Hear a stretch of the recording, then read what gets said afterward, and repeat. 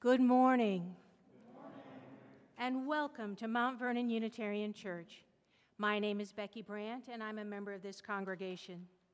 Whether this is your first time or your 1,001st time, we want you to know that you are welcome here, and we are glad to have you. In response to the current pandemic, our church is offering Sunday services both in person and virtually. Whether you are here in the chapel or joining us from home, you are welcome. We gather to recommit ourselves to the mission of this church, to support one another in our spiritual journeys, to work for justice, to care for the earth, and to build the common good. It is great to be together. Today is Sunday, June 19th, a day when we celebrate two major holidays. The first is Juneteenth, for which many years has been observed by African Americans for the official end of slavery in 1865.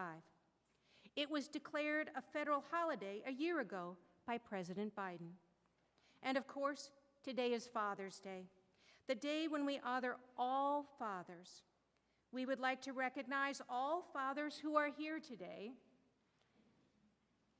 the day we honor all fathers. Will those of you who are fathers please stand and be recognized?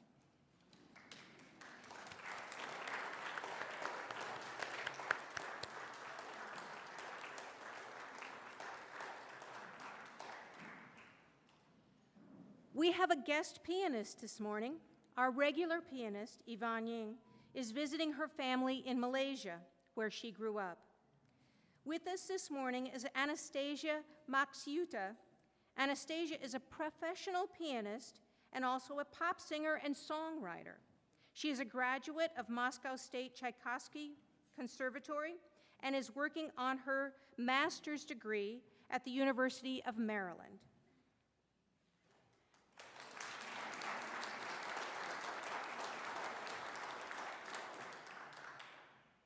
Our speaker this morning is Dr. Dan Cohen. Dr. Cohen is a retired physician and career military officer. He retired from the U.S. Air Force in 2006 after serving as Chief Medical Officer for the worldwide TRICARE military health system, and then entered the civilian world as an international consultant focused on improving the safety of healthcare, an area related closely to today's service. Dan has been an MVUC member since 2007 and has served on the Board of Trustees. Dan views himself as an iconoclast. He said to me the other day, "If you want a tireless tradition thrown out, just give it to me." It is my great pleasure to welcome Dr. Dan Cohen to our pulpit today.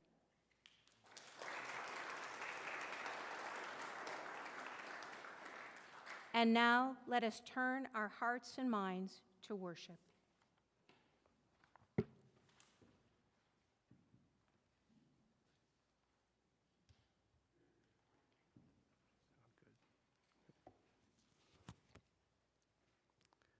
Good morning. Today's service, in part, is going to be kind of a catharsis for me. If you can't hear me because I'm naturally soft-spoken, please raise your hand and I'll try to bellow more appropriately. A couple of people asked me this morning, why are you not wearing your traditional bow tie? Most people expect me to wear a bow tie.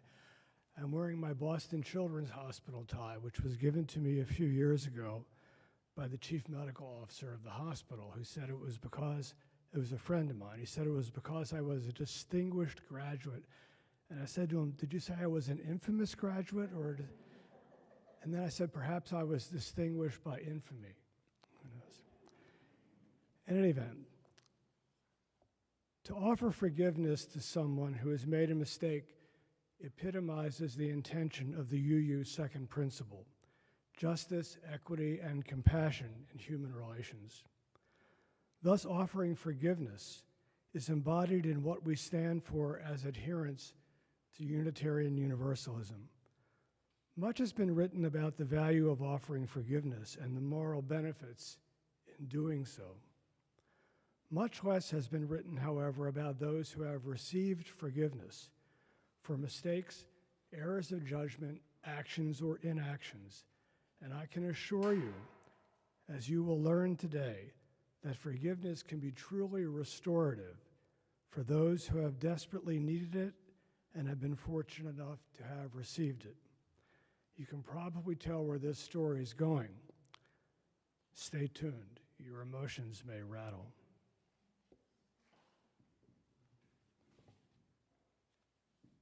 Please rise in body or spirit as we sing our opening hymn, number 360, Here We Have Gathered.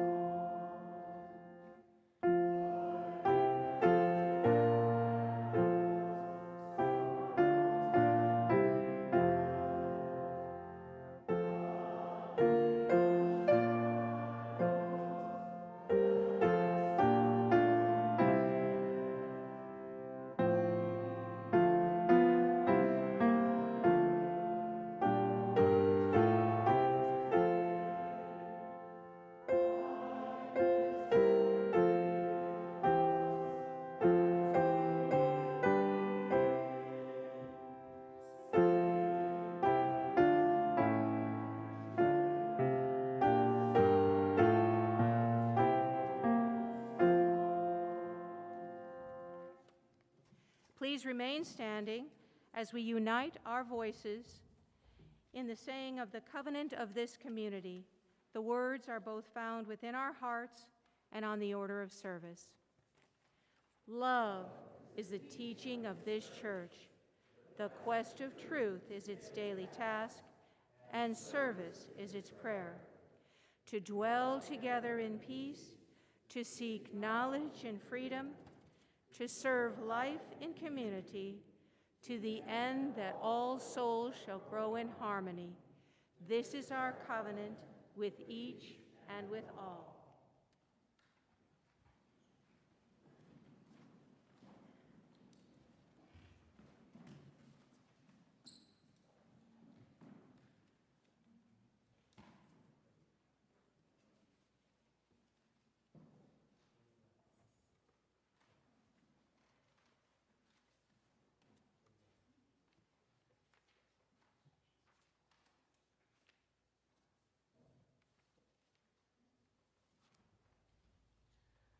We All Need Forgiveness by Mercer Mayer. Today, Mom made a pineapple upside-down cake. I was only going to take a teensy taste when I knocked the cake onto the floor. Oops. Sorry, Mom, I said. That is the most pineapple upside down cake I've ever made, said Mom. It's okay, little critter. Accidents happen sometimes. Dad asked me to get a wrench from the garage. I found one, but the oil can was in the way and the oil spilled on the floor. I hoped Dad would forgive me for spilling his oil. I went out to the sandbox to play, but my beautiful castle was almost all washed away.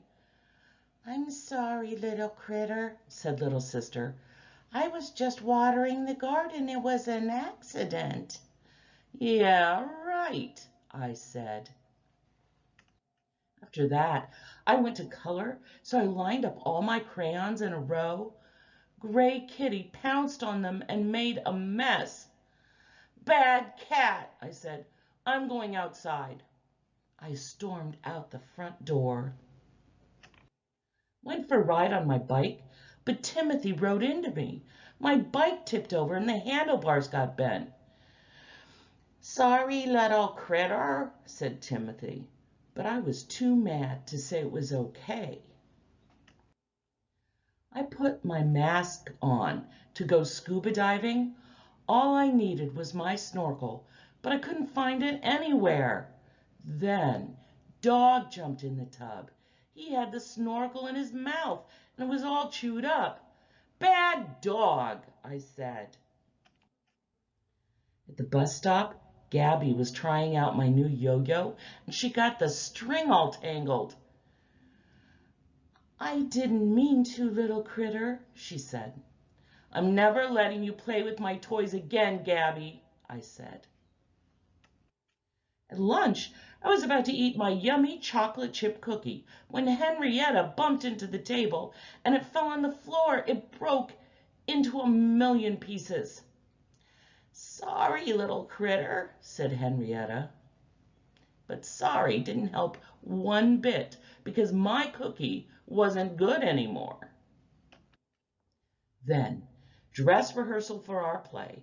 I waved my arms a little too hard and knocked over the candy house. Gabby and Gator tripped over it, and so did Henrietta. And the candy decorations went all over the place, and the whole set came crashing down. It was a mess. Miss Kitty said we had to stop the play and clean up. Now everyone is mad at me because it took us a long time to clean up and we didn't have time for the fun surprise Miss Kitty had planned. I said I was sorry, but everyone was still mad. When I got home, I told Mom all about the play and how my friends were mad at me. Don't worry, said Mom. They will forgive you. Everyone needs to forgive one another. And when we forgive someone who's done something wrong, it makes us feel better too. Try it, you'll see. I went out to my treehouse to think. Mom was right. I didn't always forgive everyone right away, and it made me feel awful. Just then, I heard Gabby yelling, so I peeked outside.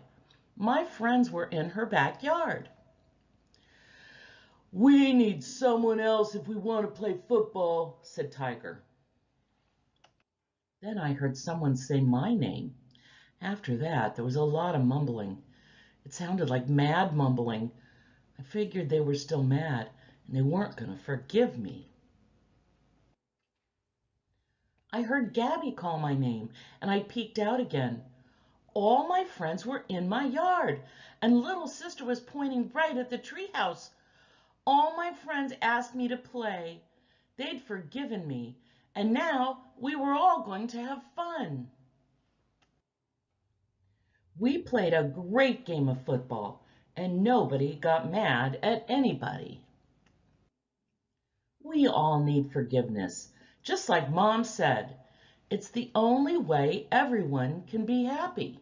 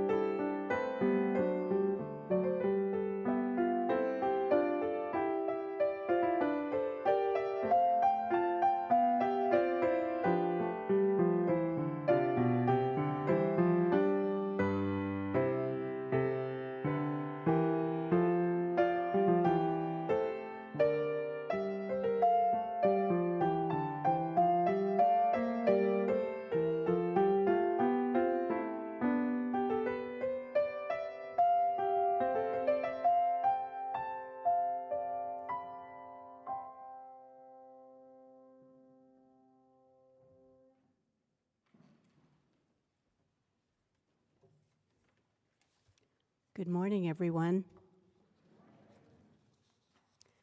As humans, we all err to one degree or another. It's part of our DNA. Yet we are all worthy of forgiveness.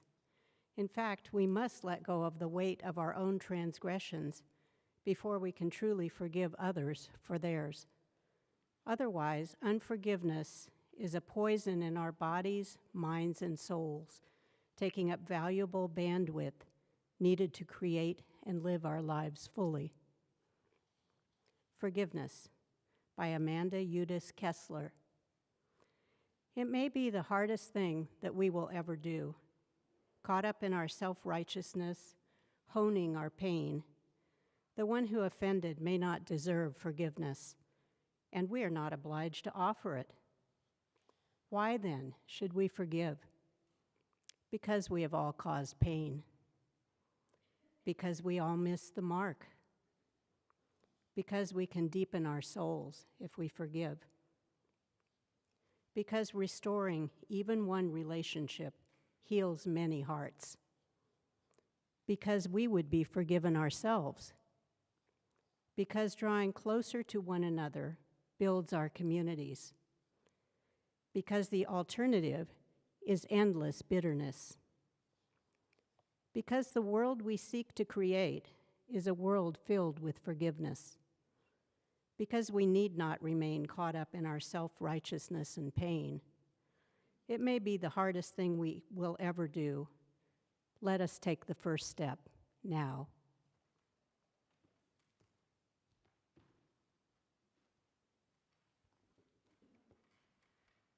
Please remain seated and turn your hymnals to number 1037. In the teal hymnal, We Begin Again in Love.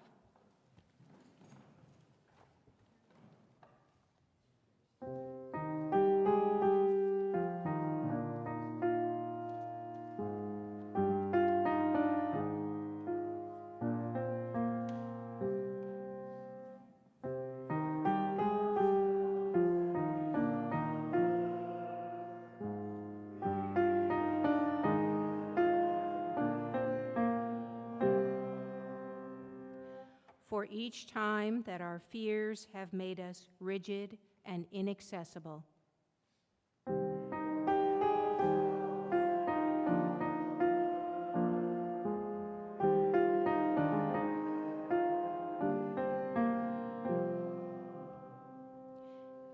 For each time we have struck out in anger without just cause.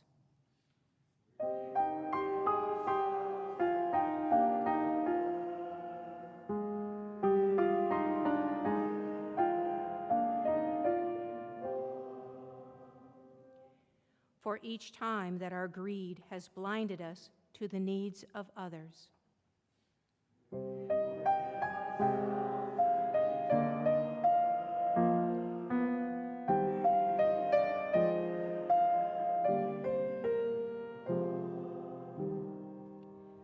For the selfishness that sets us apart and alone.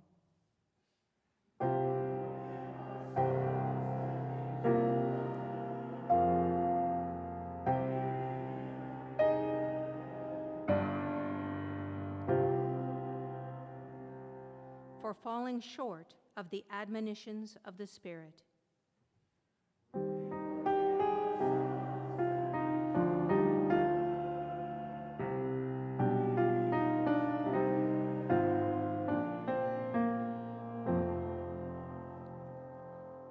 For losing sight of our unity.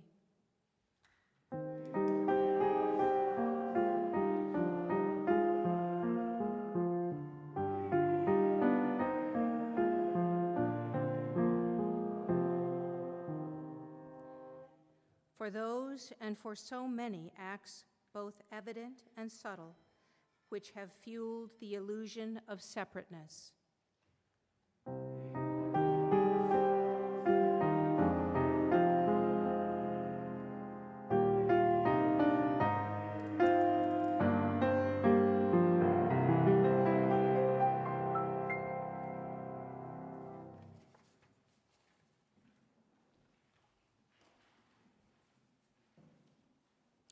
I'll start with an anonymous quote. It is by learning to make forgiveness central to our thinking that we are healed of our pain. A real apology requires freely admitting fault, fully accepting responsibility, humbly asking for forgiveness, immediately changing behavior, actively rebuilding trust. By Dave Willis.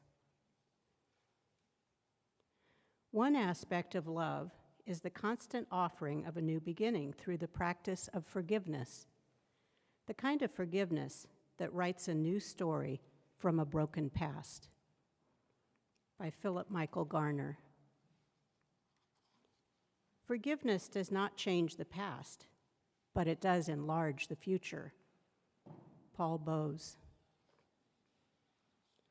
True forgiveness deals with the past, all of the past, to make the future possible. We cannot go on nursing grudges, even vicariously, for those who cannot speak for themselves any longer. We have to accept that we do what we do for generations past, present, and yet to come.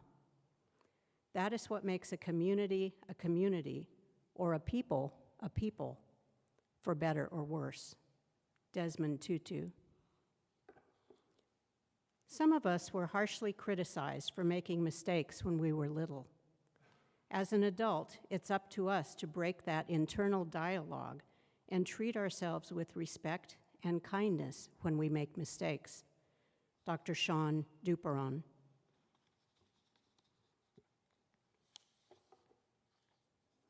The practice of forgiveness is our most important contribution to the healing of the world. Marianne Williamson. As long as you don't forgive, who and whatever it is will occupy a rent-free space in your mind. Isabel Holland. You can't forgive without loving, and I don't mean sentimentality. I don't mean mush. I mean having enough courage to stand up and say, I forgive, I'm finished with it. Maya Angelou. Forgiveness is a gift to yourself. It frees you from the past experiences, and past relationships. It allows you to live in the present time. When you forgive yourself and forgive others, you are indeed free. Louise Hay. We hear a lot about the importance of forgiveness. We often think of it in the context of forgiving others. But until we can learn to forgive ourselves for all our messy imperfections and our mistakes, even our large, significant mistakes, it is very difficult to forgive others. Suzanne Clary Cohen.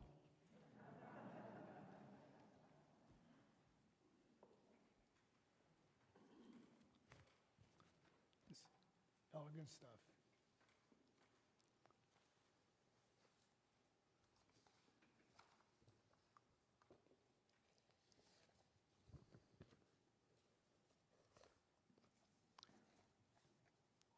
Good morning again. This is a tough story for me to share, but maybe that's the point of it all. I'm going to share some thoughts regarding the power of forgiveness, how it's affected me. Can you hear me now? Yeah. I'm going to share some thoughts regarding the power of forgiveness that aligns closely with the UU's second principle: justice, equity, and compassion in human relations. The second principle resonates very strongly with me because it also aligns very closely with the four sentinel principles of medical ethics: respect for patient autonomy and collaboration, beneficence, acting in a patient's benefit all the time, non-maleficence, first do no harm, or at least minimize necessary and appropriate harm sometimes, and finally justice, acting with equity and fairness for all, principles that are deeply embedded in my person. Practicing medicine is a humbling experience and deserving of great reverence, in my view. Physicians and nurses are not extraordinary people, but they do have extraordinary responsibilities. I'm an ordinary person, but I have had and carried extraordinary responsibilities during my career. I'm privileged and honored to have practiced medicine for so many years. Unfortunately, mistakes causing harm do sometimes happen. In fact, they happen all too often. When I have made mistakes in my clinical practice, I've always apologized to patients, explained the circumstances of my mistakes, and worked to sustain the therapeutic relationship, which is always the goal of apology. I have made only a few mistakes that I am aware of, and in only one instance was anyone seriously harmed. One profoundly painful incident, and that was enough for a lifetime. I have never had a patient leave my care because of a mistake I made, never. And my patients have always forgiven me. Early in my career, I was directly involved and responsible for the care of a 10-month-old child who experienced a serious medication error. Although I did not actually commit the error or make the mistake, I was ultimately responsible for the child's overall care and welfare, and I felt the burden of the suffering of the child and the parents strongly on my shoulders. While I was already a fully trained pediatrician and board certified, I was doing additional training in hematology oncology at the Boston Children's Hospital. I was the so-called fellow, postdoctoral fellow. I was on call for the weekend, and it was a busy service. We had a 15-bed inpatient unit. There were about 10 consultation beds elsewhere in the hospital. I was responsible for the care of patients in 2 bone marrow transplant units, one at the Children's Hospital and one next door at the Peter Ben Brigham Hospital. I had to cover a pediatric chemo infusion clinic in the Dana-Farber Cancer Institute about 1 block down the street. And I had to take calls from patients and parents and outlying other physicians to give advice and counsel. This sounds like a lot of work, and I admit that some weekends it was very busy. But quite frankly, the vast majority of the care in the hospital was provided by the outstanding house staff that we had at the Children's Hospital and the extraordinary nursing staff, unparalleled in my experience. So I can handle it. In addition, I was backed up by my attending physician, a full Harvard professor at the medical school, who was my backup if necessary. This 10-month-old child's pseudonym, Ashley Smith, had been admitted to the Children's Hospital with a mass in her left kidney, most likely a Wilms tumor, a kind of cancer, however, one that is highly curable if it's caught early, highly curable. We required the fellow, that would be me, to attend the surgical procedure for removal of the tumor, and at the time the left kidney vein was clamped, I was to inject the first dose of chemotherapy, a medication called actinomycin D. Well, I had a problem. I had to be in the chemo infusion clinic down the street at the Dana-Farber Cancer Institute at the same time that surgery was going on in the Children's Hospital. And I don't have an avatar. I could not be in 2 places at one time. This wasn't an emergency. It was no life and death situation. It was simply a pragmatic, logistical challenge that needed to be overcome. So I met with the anesthesiologist who was going to be taking care of Ashley, someone I had worked with for a number of years, a wonderfully competent woman, explained what needed to be done. I wrote the orders for chemotherapy, actinomycin D, 10 micrograms per kilogram of body weight. Ashley weighed 9.7 kilos, so the dose would be 97 micrograms. My friend assured me that she would give the chemotherapy and she would take care of the situation and report back to me later in the day. And I went off to my clinic to take care of 3 children with leukemia coming in on the weekend. Unfortunately, this is the Boston Children's Hospital, and strange things happen. Things were about to get very, very complicated very quickly. A 4-hour-old baby was brought in by ambulance with serious congenital heart disease, and this child needed emergency cardiac surgery. The anesthesiologist caring for Ashley, being cardiopulmonary pump qualified, was switched to take care of the cardiac patient, and she transferred the care of Ashley to another anesthesiologist and then briefed that anesthesiologist as to what was to happen. Again, things were about to get very complicated indeed. About 2 hours later, I got a phone call from the surgeon advising me that the surgery had gone well. Ashley appeared to have stage 1 or stage 2 cancer, and therefore the prognosis was excellent. And the chemotherapy had been given. That evening, I'm making rounds on the ward, and I stopped in to see Ashley's parents and speak to her and then check and see how she was doing. And I walked back to the medical record to write a note. I sat down, opened up the medical record, and there in front of me, pasted into the chart, was the label that had been on the syringe of actinomycin D.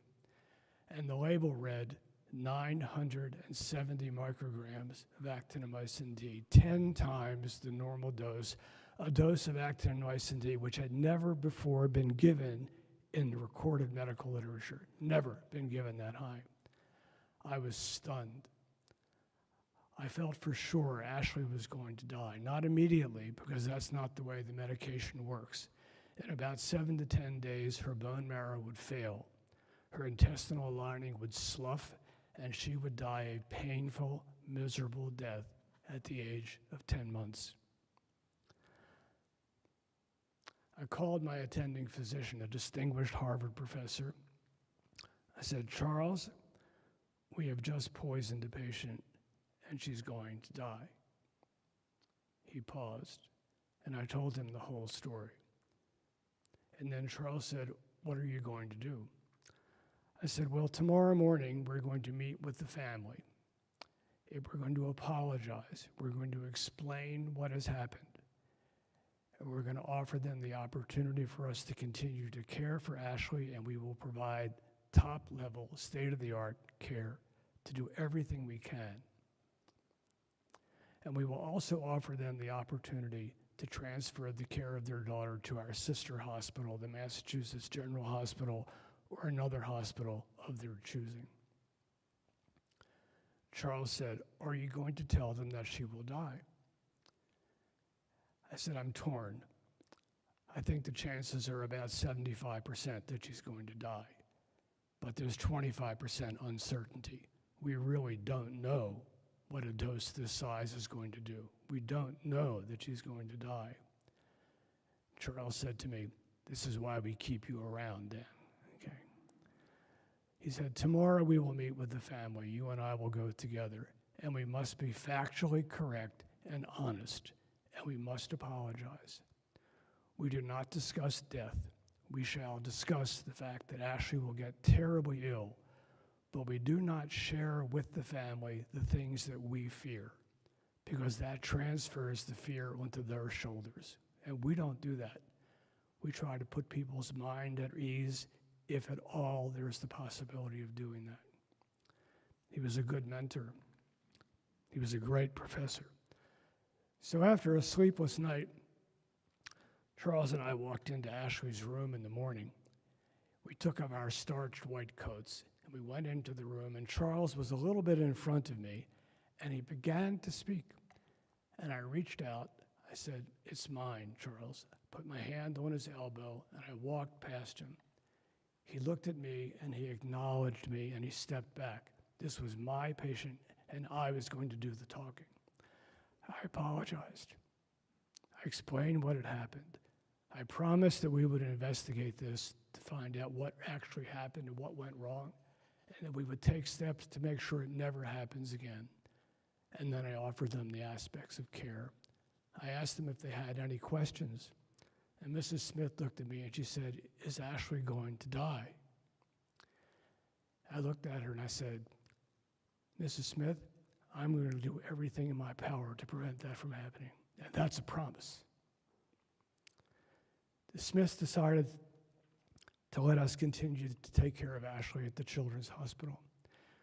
We put Ashley into an intensive care sterile isolation facility, and over the next 7 to 10 days, she seemed perfectly fine.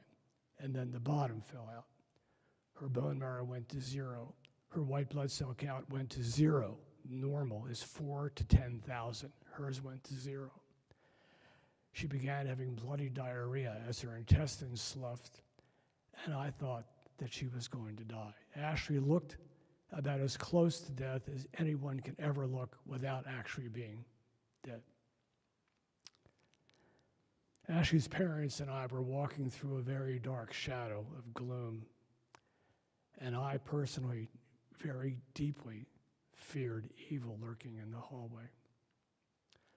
However, on about day 17 or 18 of the cycle from the date that she had received the medication, Ashley's fever broke. She was sitting up in her cot, her crib. She had 100 white blood cells circulating in her blood. And over the next week, her blood count steadily improved, the diarrhea resolved, her fever stayed away, and Ashley got over the terrible overdose of actinomycin D, which we subsequently adopted for use in people with resistant cancers, based upon this one experience. She was well in all respects. I, however, was not well in all respects. I felt I had failed my ethical obligation to Ashley. I lost my center of gravity. I needed to be regrounded. And I felt that now that the crisis was over, continuing to take care of Ashley would encumber my resolution. Perhaps I was wrong, I don't know. But I decided to transfer her care, ongoing chemotherapy and radiation, to another one of the fellows. And I stepped back. I never discussed with the parents why I was doing that, but I think they understood that I needed some space to heal. About 2 months later, I was sitting in the department library at night, our hematology department library, reading some journals, and Charles is walking down the hall to his office. He glances in the library and he sees me reading, looking rather glum. He says, "Dan, you don't look very good. Come on down to my office, let's chat." So I did. Typical Harvard professor's office. It's oil paintings on the wall and photographs and a university chair with the logo and all that stuff, oak bookcases. You get the picture, okay? I told Charles what was going on. I said, "Charles, I'm really struggling. I think I failed in my ethical obligation to this child, and I'm thinking about dropping out of the program. This is the most competitive hematology oncology program in the world, and I'm about to give up the opportunity to stay there." Charles looks at me and he says, "Dan, I want you to listen carefully. The decision you made that day to arrange for coverage for Ashley in the operating room was a reasonable decision. There was no emergency. It was simply a practical, logistical decision, and you made a good decision. You did not make the medication error. You did not draw up and make the medication in an incorrect dose. You did not administer the wrong dose. You did reasonable, okay? And in fact, it's been your help in our investigation, which, as you know, has led to us putting in fail-safe procedures to make sure this doesn't happen again. I'm not going to let you drop out of the program." And then he gets up, Charles gets up, and he walks over to me. He says, "Stand up." He puts his arms on my shoulder. He says, "Dan, you are just the kind of caring physician we need in this program.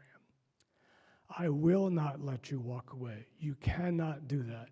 We need you. I rely on you. I depend on you, and I respect you. I'm putting you back out on the street, Dan. We have 2 children flying in tomorrow from Europe with serious bone marrow failure problems, something called Fanconi's anemia. And I want you to take care of them. Specifically, you. No other fellow. You're taking care of them. You're back on the street. You have my confidence. Please don't let me down, and I've got your back." Well, I must tell you, I felt drained. I felt forgiven, if you will. I felt renewed, restored, all those things. And you might think this is the end of the story, but you would be wrong. About 2 months later, Ashley would now have been about 16 months old. I got a phone call at 2 o'clock in the morning from the hospital switchboard. We always made sure that we didn't have cell phones in those days. We always made sure that our oncology families could reach us 7/24/365 without fail. If there's any population of patients who need to be able to speak to their doctor immediately, it's that group. The switchboard operator says to me, "Dr. Cohen, Mrs. Smith just got off the phone. She's terribly frightened, very anxious. Ashley's been having terrible abdominal pain, and Mrs. Smith is convinced that her cancer has come back. She's desperately frightened." I said, "Fine, thank you. I'll call her right away." And I did. So I called Mrs. Smith, and we chatted on the phone, and she told me that afternoon, previous afternoon, Ashley had received a medication called vincristine, which, oh, by the way, causes abdominal cramps, sometimes severe abdominal cramps as a side effect. In addition, I knew because of the surgery we had done 5 months earlier that Ashley's tumor was a stage 1, her histopathology was not dangerous, and the likelihood of her having had a local recurrence in her abdomen was vanishingly small. However, the fear in Mrs. Smith's voice was palpable through the receiver. I could feel the friction and the tension. I could feel that she was a woman about ready to collapse from fear. And I have to admit that although I was confident that her tumor had not recurred, there was that little bit of uncertainty going around here after the mistake I had made earlier in her care. So I said, "Mrs. Smith, please bring Ashley to the emergency room at Children's Hospital. I think things are probably okay, but I want to be absolutely sure for you and for me and for Ashley." So 20 minutes later, I called the Children's Hospital. I spoke to the head nurse. I told them Ashley was coming in and to put her in a room for me to see. 20 to 30 minutes later, I walked through the doors, and the emergency room now at 3:30 in the morning is absolute gangbusters. It's filled with sick children. The nursing staff are exhausted. The doctors are exhausted. And I walked up to the nurse's station, and my friend, Alice Stratton, who happened to be the nurse on that night, looked at me and she said, "Dan," with a big smile on her face, "you're going to be pleasantly surprised." I went walking into Ashley's room, and she's sitting on the floor on top of a blanket with stuffed animals around her, playing with red and blue plastic blocks, and she's banging them together, and she sees me, and she gets this big smile on her face, and she puts her arms up in the air. And I walked over, and I cuddled her chin, and I tickled her, and then I let my hands slip down to her abdomen, which was soft, and there was no tenderness, and there were no masses, and she had not had a recurrence of her cancer. And I stood up and looked over across the room to Mr. and Mrs. Smith, and Mrs. Smith got up out of her chair, actually ran across the room, threw her arms around my neck, and was sobbing into my shoulders. "Oh, Dr. Cohen, I'm so glad you were the fellow on call tonight. Thank you for everything you've done. You saved Ashley's life several months ago, and now you are here taking the fear off of our shoulders once again," and she's sobbing. And her husband gets up, and he walks over, and he's crying, and he takes my hand and puts his hand on my shoulder. And I have to tell you, I almost lost it. In fact, I think I might be about to lose it now. Just a second. So we said goodbye, and I walked out into the emergency room, and it's busy. It's crazy. And I said to the head nurse, "Alice, I'm back. I want you to give me the record of the sickest child waiting to be seen, and then I want you to keep those records coming to me one after another.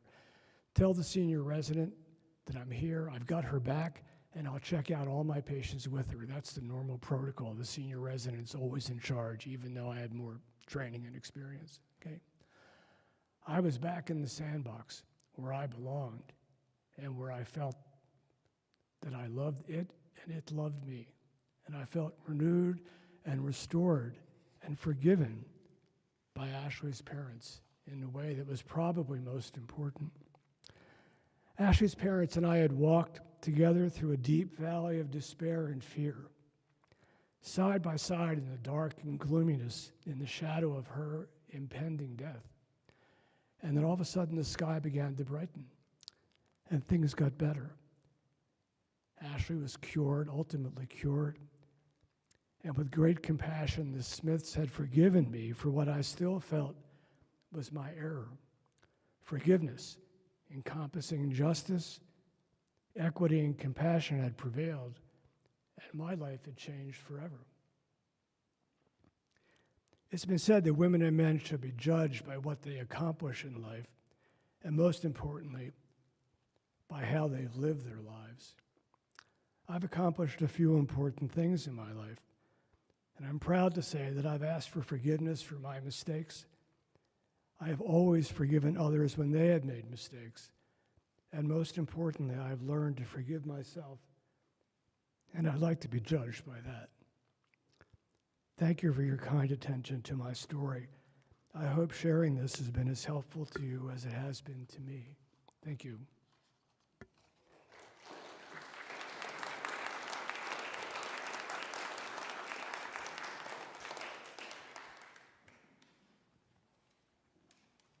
Please rise in body or spirit for our closing hymn, number 1021 in the Teal hymnal, Lean on Me.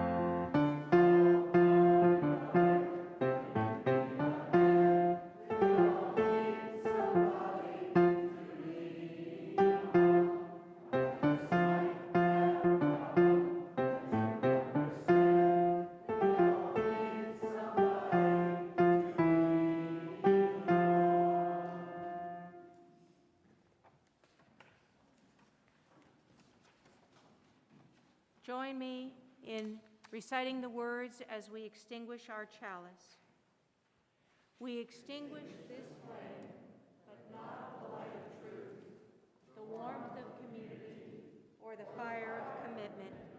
These we carry in our hearts until we gather again.